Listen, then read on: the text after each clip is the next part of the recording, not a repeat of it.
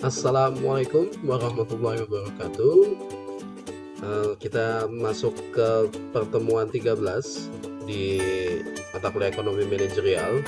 Kali ini kita akan membahas perihal strategi penetapan harga jual. Kita bisa mulai bahwa harga jual definisinya adalah apa-apa saja yang ditetapkan oleh produsen satuan uang dalam satuan uang yang ditentukan oleh produsen barang atau jasa kepada konsumen. Misalnya gini, kan kalau harga sepeda motor gitu, kenapa harga sepeda motor Matic itu sama-sama Matic, misalnya Yamaha sama Honda sama-sama Matic, tapi harga jualnya pasti berbeda, ya kan? Karena itu tergantung si produsen membuat sebuah harga, menetapkan sebuah harga. Itu yang disebut dengan harga jual, ya kan? Karena itu akan sangat berkaitan dengan preferensinya si produsen.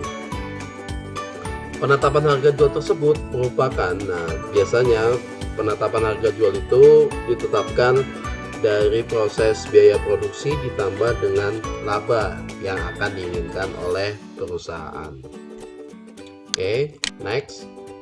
Kenapa sih penting untuk menetapkan harga jual di dalam kita berusaha?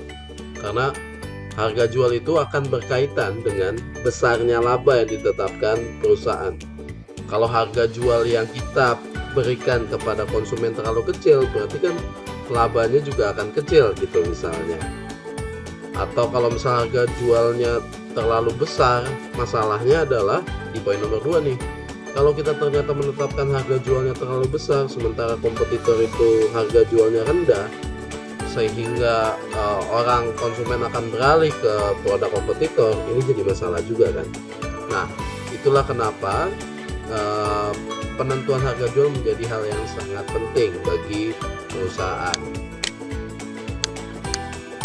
Ini kita bisa lewatin. Nah, kemudian gimana sih caranya kita untuk menentukan penetapan harga jual? Gimana cara menghitungnya? Ada beberapa cara yang bisa dilakukan untuk menghitung harga jual. Yang pertama adalah, ini yang paling mudah, kita bisa menghitung biaya ditambah dengan laba, biaya produksi ini maksudnya. Kemudian yang kedua, kita bisa menghitung berdasarkan keseimbangan harga, permintaan dan penawaran. Nah, untuk topik yang kedua ini, untuk metode penetapan harga jual, ini kan kalian sudah pelajari di mikro dan makro, bahwa harga itu tercipta dari proses permintaan dan penawaran, supply and demand gitu.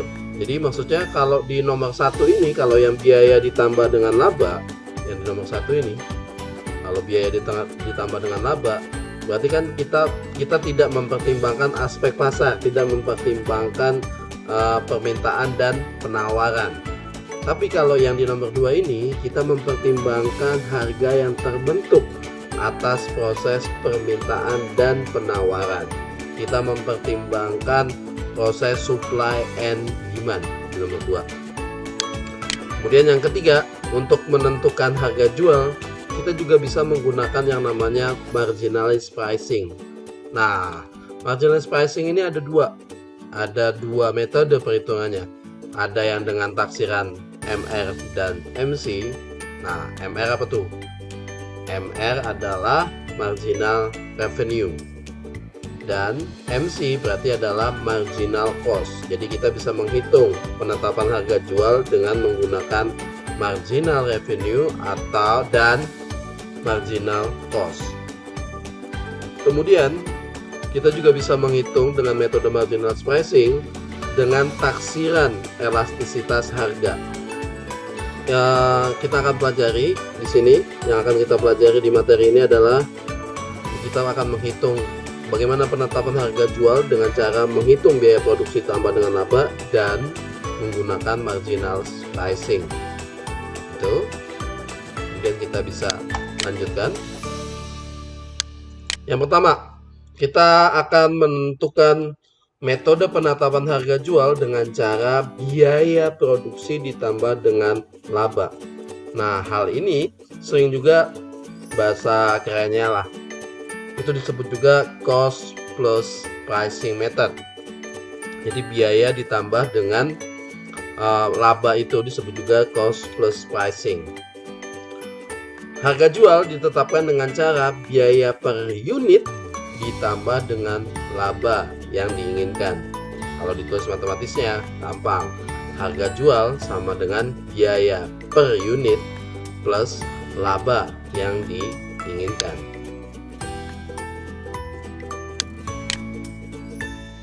Nah, ini dia. Ini contoh soalnya.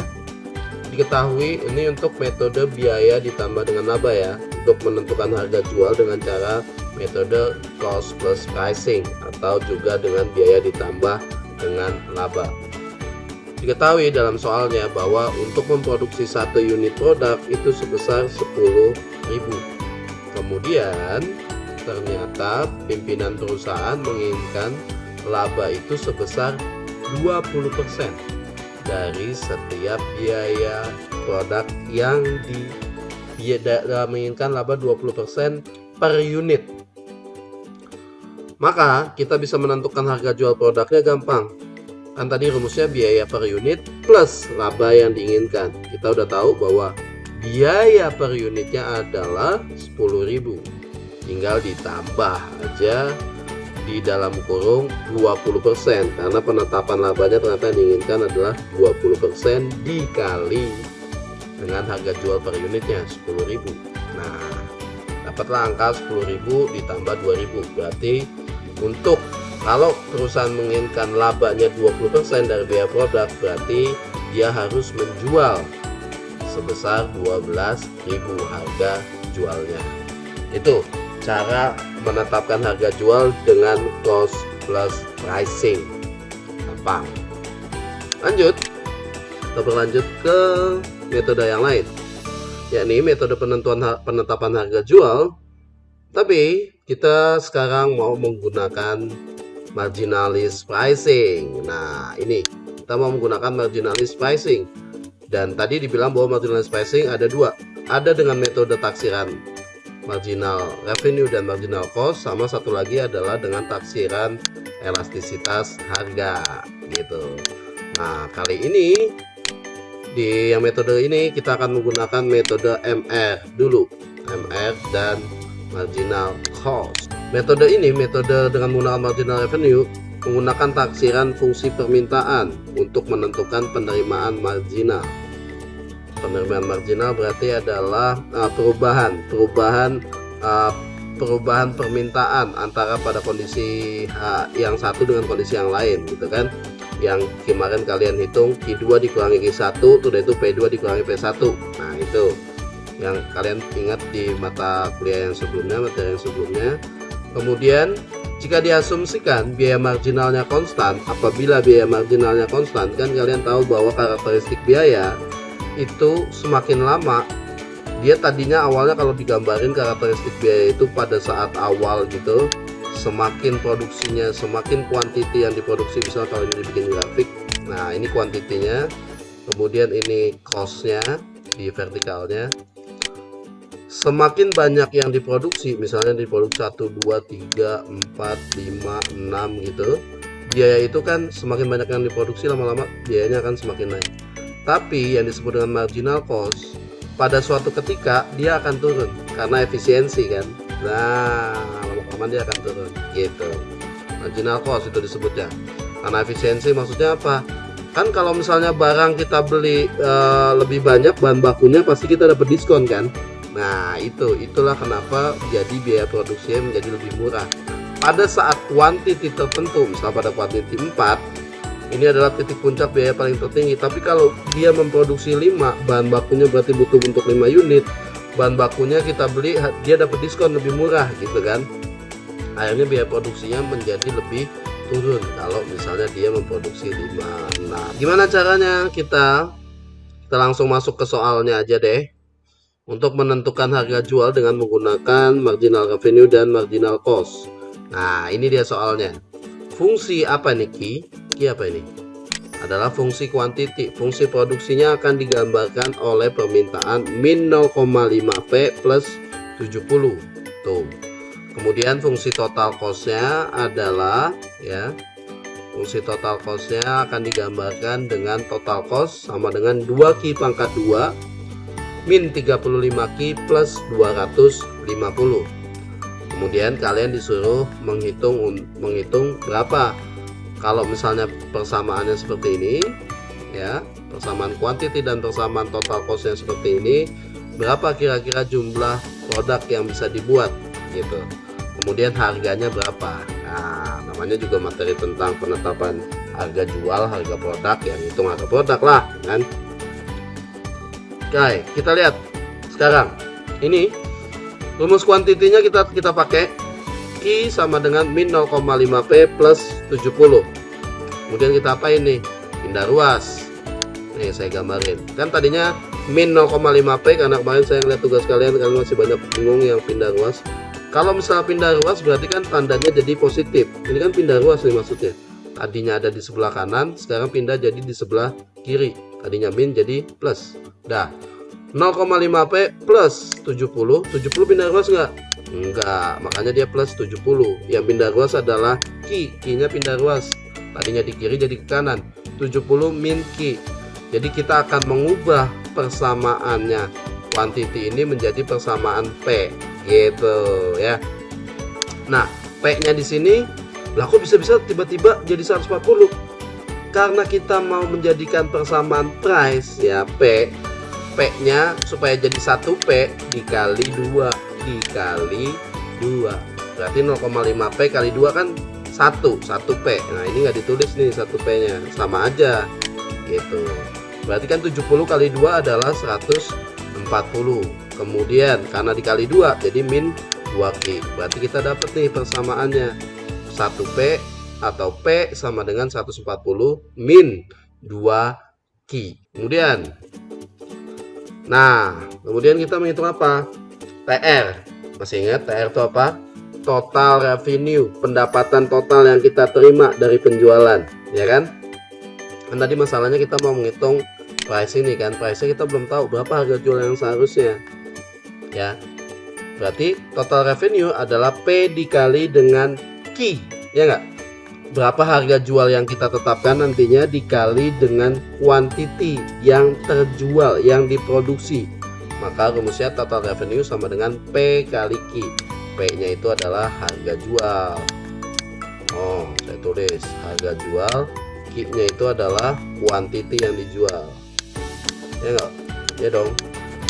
Kan kalau misalnya perusahaan dapetin total pendapatan ya berarti harga jual berapa unit yang diproduksi dikali dengan harga jualnya gitu. Itu total revenue-nya. Kemudian P, ya kan? Fungsi P tadi kita udah dapet nih. Tuh. Fungsi P tadi kan kita udah dapat 140 min 2Q. Berarti P dikali Q kan tadi rumusnya.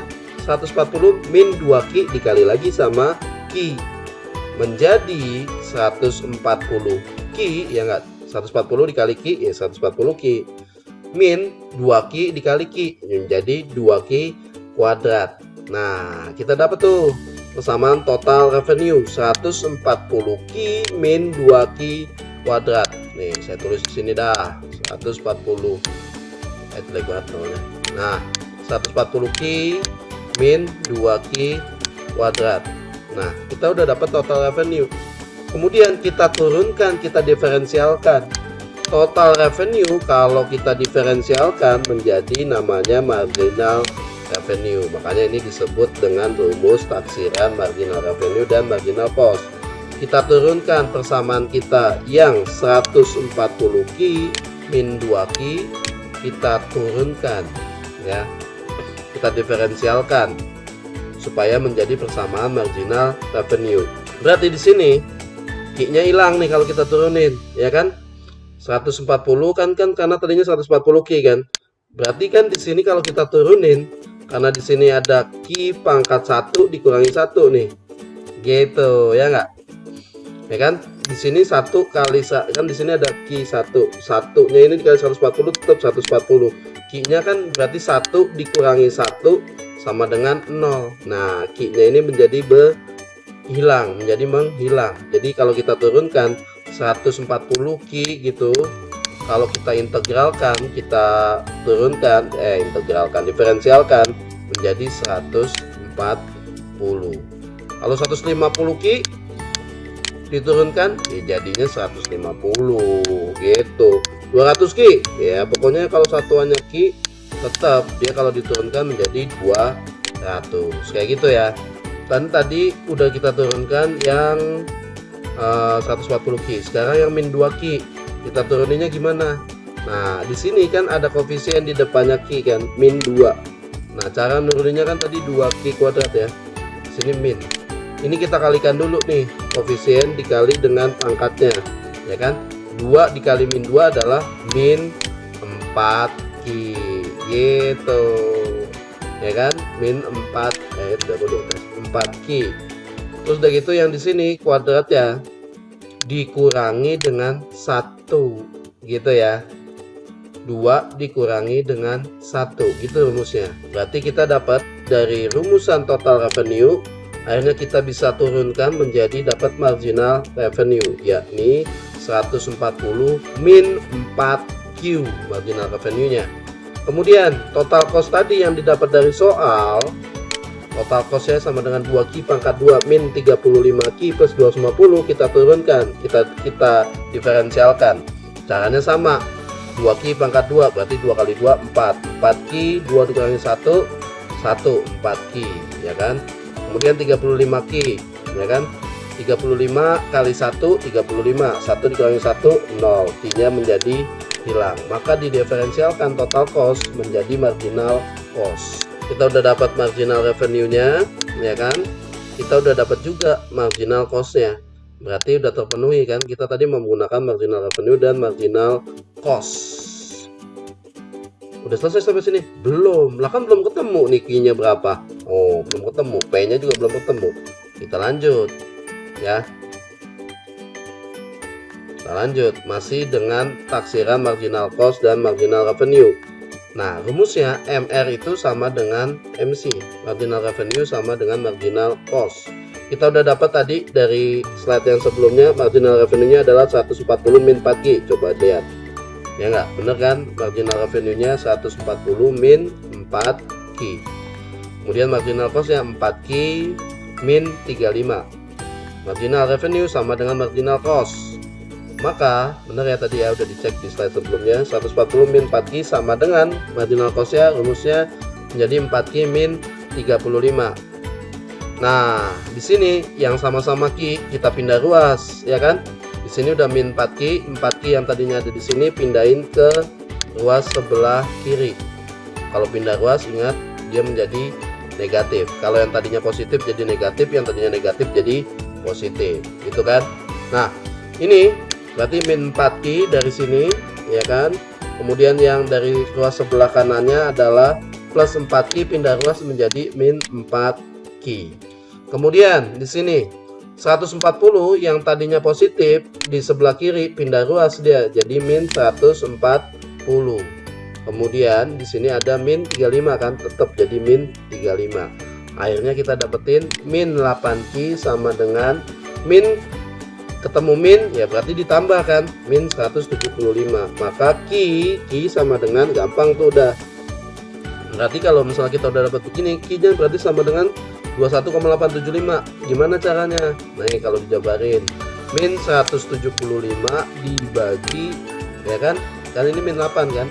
Dibagi min 8. Tuh, maka dapatlah Q-nya karena di sini negatif dibagi dengan negatif dia jadi plus. Min 175 dibagi 8 hasilnya 21,875. Kalau dibuletin jadi 22 unit. Berarti kita udah ketemu berapa Q-nya yang harus diproduksi, yakni adalah 22 unit.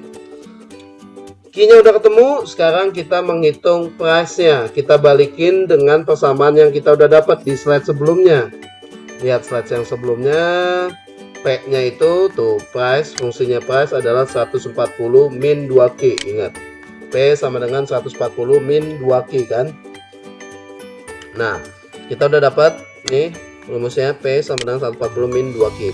Berarti di sini 140 min 2, Q-nya berapa? Q-nya udah dapat nih di sini. Oh, taruh di mari. Min 2 pangkat 22. 140 min 44 ya kan, berarti min 2 kali 22 ya 44. 140 dikali 44 dapatlah 96. Berarti kita udah ketemu Q-nya, dia akan memproduksi 22 unit, sedangkan price-nya, harga jualnya adalah 96 rupiah. Berarti perusahaan ini dengan soal yang tadi dia harus membuat 22 unit dengan harga jualnya adalah 96 perak, gitulah.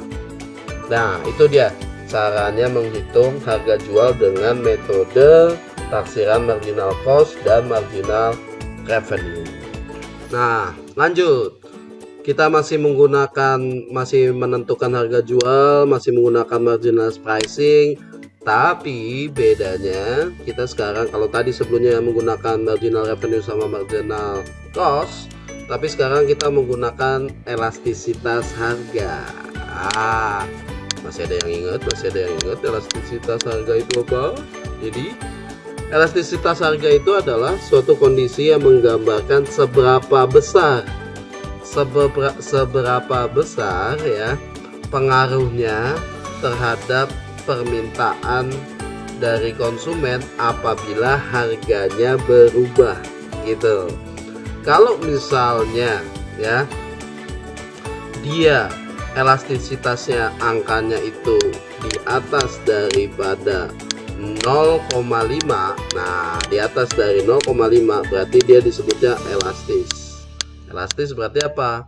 Elastis berarti harganya sedikit aja turun, itu permintaannya, kuantitinya akan naik. Berarti dia elastis. Itu bisa dibilang juga sensitif lah. Sensitif, dia disenggol dikit aja harganya langsung amuk. Wow, ya kayak gitulah. Ya. Oke. Nah, kita akan lihat sekarang soalnya, masuk ke dalam soalnya. Kita lihat soalnya, diketahui bahwa total cost adalah 2Q pangkat 2 min 35Q plus 250.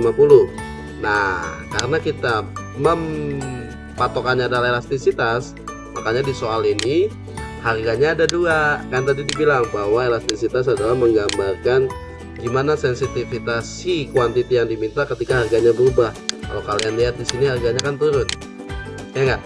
Tadinya 100, kita bisa bilang di sini adalah P. Nah, 100 ini adalah P1, 70 ini adalah P2. Nah, price 1, harga pada kondisi 1 100, pada kondisi kedua harganya mengalami penurunan P2 70.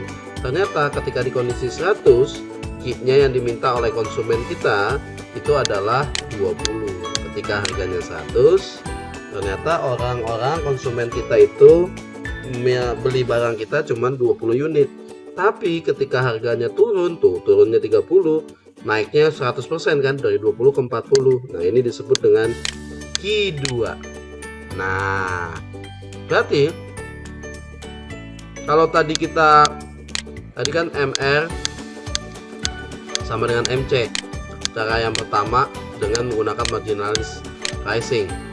Berarti ini memperlihatkan permintaan konsumen nggak? Memperlihatkan permintaan dan penawaran nggak?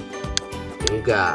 Nah, ini hanya dari sisi produksi gitu. Ini dari sisi produksi, dari sisi biaya, tidak mempertimbangkan permintaan konsumen. Sedangkan cara yang kedua ini berdasarkan elastisitas. Nah, ini mempertimbangkan permintaan konsumen. Konsumen tuh elastis nggak permintaannya sih? Kalau harganya gua kurangin, kira-kira permintaannya bakalan nambah apa enggak? Apa malah sama aja gitu. Jadi ini memiliki dua sisi yang berbeda ya. Mungkin saja dari sisi produksi, kalau kita menghitung MR sama dengan MC, itu biaya yang tepat tadi harganya adalah, tadi berapa tuh dapatnya? 96 harga jualnya yang tepat ya kan. Tapi bisa saja kalau kita mempertimbangkan dari sisi elastisitas, mempertimbangkan permintaan konsumen, harga jualnya bisa berbeda gitu. Nah, kedua cara ini menjadi masukan buat nanti manajer penjualan, manajer produksi gitu, untuk menentukan harga jual. Mempertimbangkan mana?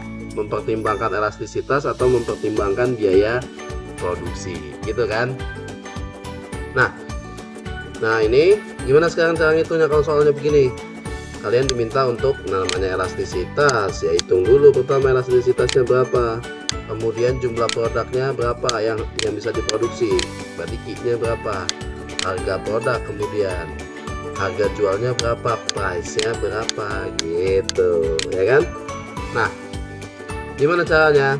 Yuk kita lihat gimana itu caranya. Nah lu dapat 40 dari mana? Nah lihat nih, 40 ini adalah kuantiti ya, kuantiti kedua rumusnya nih, dikurangi dengan kuantiti pertama ya, permintaan pertama dibagi dengan kuantiti pada kondisi pertama.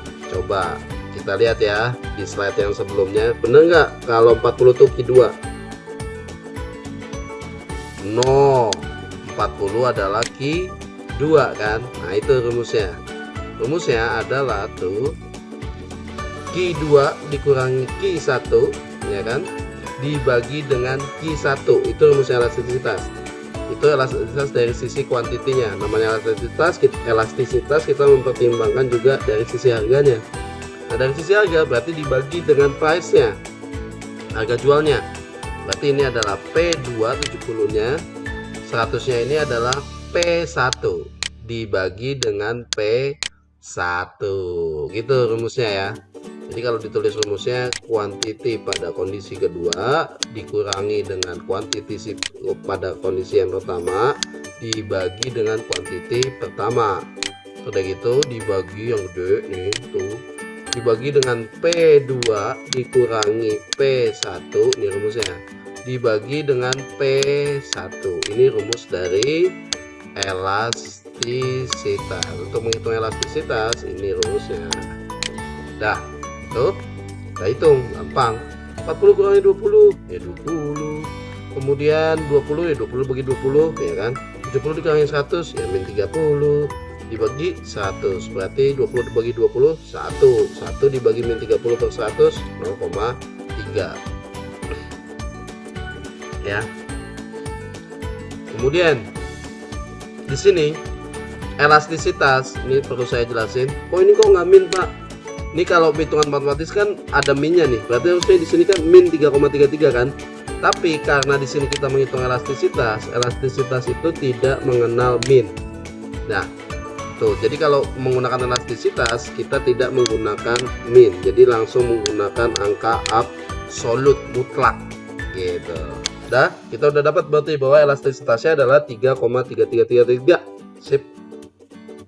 Kemudian, nah kita selanjutnya menghitung fungsi permintaan. Kita menghitung bagaimana persamaan permintaan. Ini rumusnya. P dikurangi P1, P2 dikurangi P1, Q dikurangi Q1 ini ya. Q1 nih bukan Q11, Q1. Kemudian dibagi dengan Q2 dibagi Q1. Kita masukin deh rumusnya. P dikurangi P1 nya tadi adalah 100, P dikurangi 100, kemudian P2 nya adalah 70 harga kedua, kemudian P1 nya adalah 100. Begitu juga dengan Q dibagi Q1 nya adalah 20, Q2 nya adalah 40 dikurangi Q1 nya adalah 20. Nah itu dapat P min 100, 70 kurangi 100 adalah min 30 sama dengan Q min 20 ya kan, 40 dikurangi 20 ya 20. Nah kemudian lah kok tiba-tiba dapat segini Pak? Kali ruas nih, ini dikali ini tuh 20 dikali P min 100. No ini maksudnya 20 dikali P min 100, ini juga min 30 dikali Q min 20 gitu ya, kali ruas sama aja. Nah udah, kita udah dapat kali ruas 20P min 1000 berarti min 20 kali P ya 20P, 20 kali min 100 min 2000, min 30 kali Q min 30 Q, min ketemu min kali min ya kan ya plus gitu, min 30 Q plus 600. Maka di sini pindah ruas lagi, ini 20p nya tetap ya kan. Tuh. Kemudian di sini min 30Q nya tetap, plus 600 nya tetap, yang pindah ruas adalah min 2000, dia pindah ruas. Tadinya negatif jadi positif. Nah, 20p sama dengan itu min 30Q plus 2000 tambah 600, 2600. Nah, kemudian kok tiba-tiba bisa langsung jadi P? Sama, kita sederhanakan persamaannya. Kita bagi 20 supaya jadi P kan ya. Kita bagi 20. Kita bagi 20. Berarti 20 bagi 20 kan 1P. Nah, ini nggak ditulis satunya, ya kan, sama aja. Kemudian min 30 dibagi 20, min 1,5Q. Benar kan? Dibagi 20. 2600 bagi 20, 130. Coba aja itu. Nah, udah dapat tuh, kita pindah ruasin lagi tuh, ya kan? Kita pindah ruasin lagi nih di sini. Berarti di sini 1,5Q nya pindah ruas. 1,5Q sama dengan min P, P-nya pindah ruas. Min P plus 130. Berarti P sama dengan ya 130 tetap. Terus ini adalah min, tadinya kan di sini plus 1,5Q pindah ruas jadi min 1,5Q.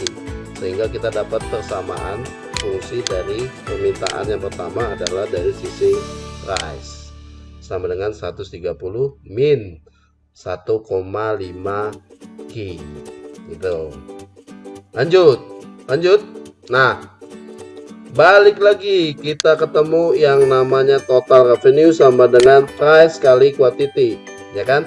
Price nya tadi kita udah ketemu bahwa P itu sama dengan 130 min 1,5Q kan, yang tadi barusan kita hitung. Nggak percaya, lihat tuh, P nya sama dengan 130 min 1,5Q. Dari situ bingung lagi.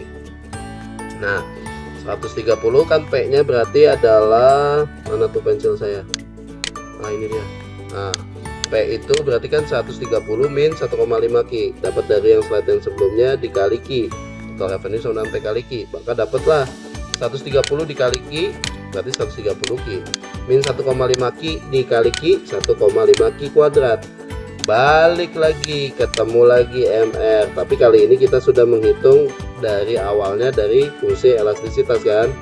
Nah, balik lagi di sini 130 ya kan. Di apa ini tadi? Jadi dari total revenue ke marginal revenue. Didiferensialkan, diturunkan. Berarti 130 Q-nya hilang, kemudian di sini jadi 1,5 dikali 2 3, 2 kurang 1 1, berarti 3Q. Nah, udah ketemu. Kemudian kita masukin lagi rumus dari total cost. Rumus dari total cost lihat di soal. Soalnya tadi total cost udah dikasih tahu tuh. Nah, lihat nih. Tuh ada total cost kan, total cost sama dengan 2Q pangkat 2 min 35Q plus 250. Tuh, itu dapat dari soal. Jadi ya total cost ini dapat dari soal, Nah, berarti ya kita dapat kita turunin dari total cost, kita diferensialkan 2Q jadi 2 kali 2 4Q. Udah itu min 35. Angkanya di sini karena nggak ada satuannya hilang. MR sama dengan MC lagi ketemu 130 min 3Q, ya kan? 130 min 3Q adalah MR, dapat dari MR dari sini kan marginal revenue. Kemudian MC nya dapat dari sini. Nah, ketemu lagi tuh. Sama dengan berarti min 4Q, berarti kan min 3Q di sini mana tadi tuh?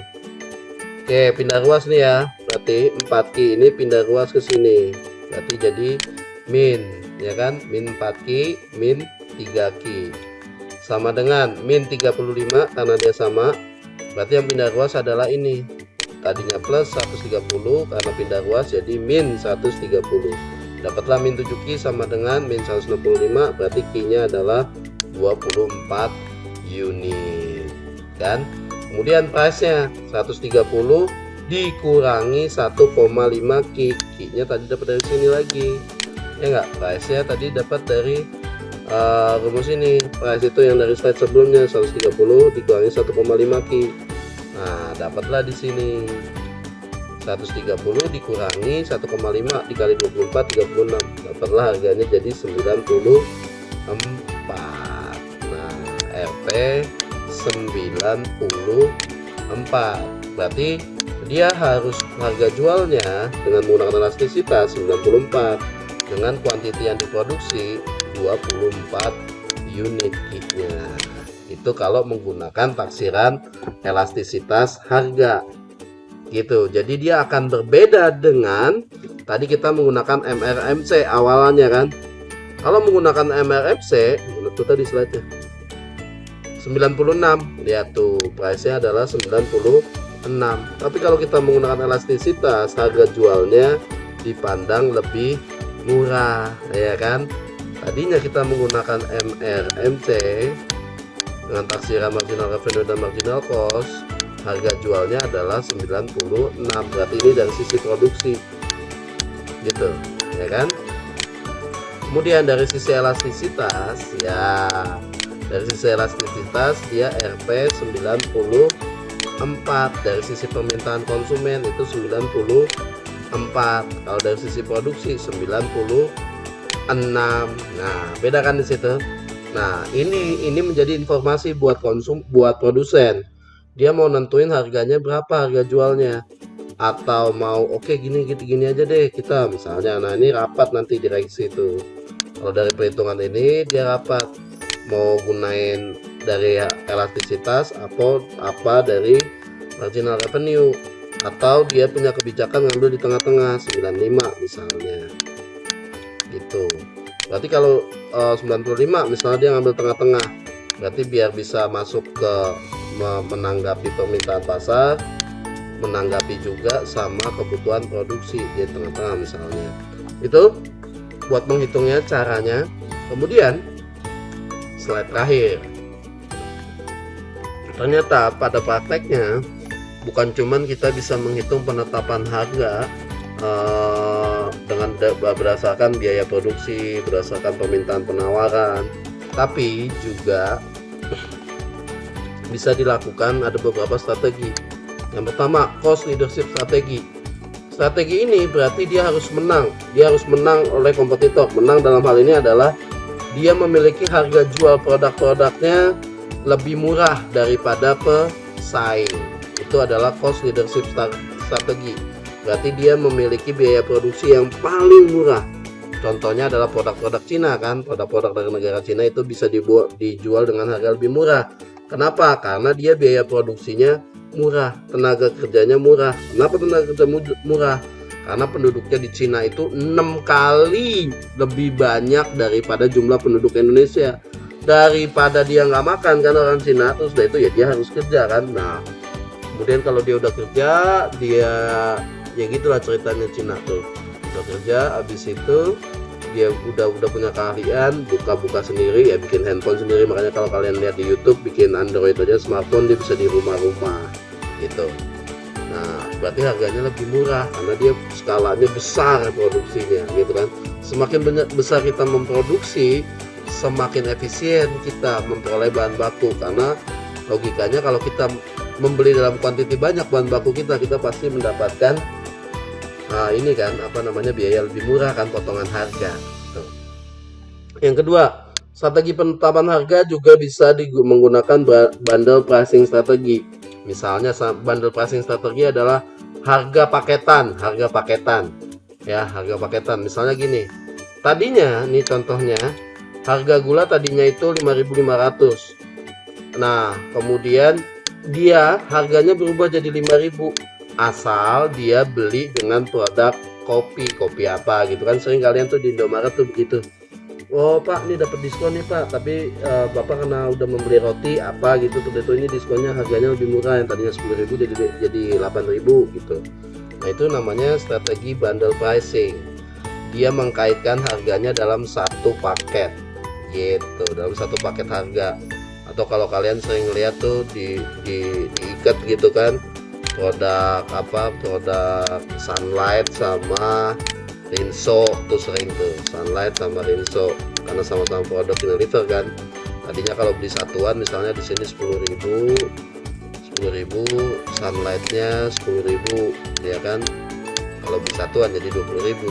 Tapi dengan strategi bundle pricing dia harganya kan harusnya berarti 20.000, kalau bundle pricing ini berarti harganya bisa jadi 18.000, sehingga orang yang tadinya cuma mau beli rinso doang ngeliat lebih murah nih ya kan, 2.000. Nah, orang-orang kita tuh biarpun beda selisih dikit dikejar. Nah, itu namanya bundle pricing. Yang ketiga itu menggunakan price positioning. Nah, ini adalah versusnya dari cost leadership. Kalau price positioning memang dia sengaja menciptakan harga lebih mahal, tapi dia kualitas produknya lebih bagus. Kemudian ada hal lain yang dijual selain daripada produk, yakni apa? Gengsi. Contohnya apa? Starbucks, ya kan? Minum di Starbucks, ya kan, lebih mahal kan kopinya. Padahal belum tentu juga itu kopinya kopi apa yang beda sama kalau kita misalnya minum di kopi kafe-kafe yang di pinggiran jalan, ya kan, tapi dia harganya lebih murah. Yang kedua apa? iPhone itu walaupun dibandingkan dengan Oppo, dibandingkan dengan Realme gitu, mungkin spesifikasinya sama, prosesornya sama, tapi dia punya gengsi kan orang kalau gunain iPhone. Nah, dia memang sengaja menciptakan harganya lebih tinggi karena dia memang sengaja mau memunculkan konsumen yang bisa beli, ya gitulah ceritanya. Nah, itu namanya price positioning strategy. Nah, kira-kira itulah pembahasan kita mengenai penetapan harga jual. Untuk materi kali ini, karena kalian minggu kemarin udah saya kasih tugas, untuk materi ini saya tidak memberikan tugas, dan ini menjadi materi terakhir sebelum kita liburan karena kita berliburan mulu ya. Nah, materi terakhir, dan selamat menjalankan ibadah puasa di sisa hari-hari akhir ini. Sudah waktunya setelah materi ini kalian mulai bisa fokus, saya juga mau fokus buat beribadah. Mudah-mudahan kita memperoleh rahmat yang memperoleh malam Lailatul Qadar. Udah mulai nih malam Lailatul Qadar ya. Oke, terima kasih. Kurang lebihnya mohon maaf. Billahi sabil aqwas. Wassalamualaikum warahmatullahi wabarakatuh.